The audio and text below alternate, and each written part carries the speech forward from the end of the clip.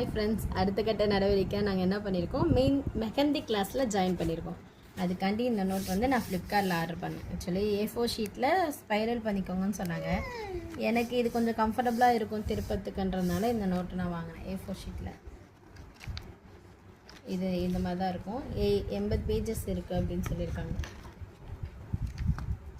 நான் எங்கள் கிளாஸில் இது வந்து ஃபஸ்ட்டு மெஹந்தி எப்படி மிக்ஸ் பண்ணுறது அப்படின்னு சொல்லி கொடுத்தாங்க. அதுக்கான தியரி தான் இது. அது எப்படி மெஷர் பண்ணுறது, எப்படி யூஸ் பண்ணுறதுன்றதை சொன்னாங்க.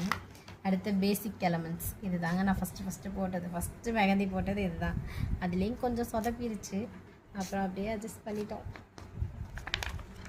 அப்புறம் இந்த ஹம்ஸ் இதெல்லாம் சொல்லி கொடுத்தாங்க. ஆனால் இந்த சைடு பேப்பரில் ஒட்டாமல் பார்த்துக்கோங்கன்னு சொன்னாங்க. ஆனால் எனக்கு அதுதான் ஃபஸ்ட்டு நடக்குது. அடுத்து டாட்ஸ் கொல்ல பண்ணி வச்சிட்டேன் பாருங்கள் இந்த சைடு பேப்பரை. அடுத்து அந்த டாட்ஸ் ஹம்ஸ்லாம் வச்சு எப்படி யூஸ் பண்ணுறது, ஃப்ளவர்ஸ்லாம் எப்படி போடுறதுன்ற மாதிரி சொல்லி கொடுத்தாங்க.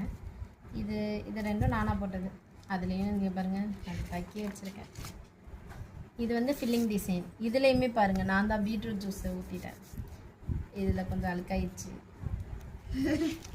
நிறையா சொல்லி.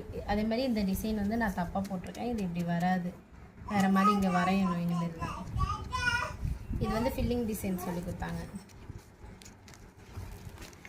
அடுத்து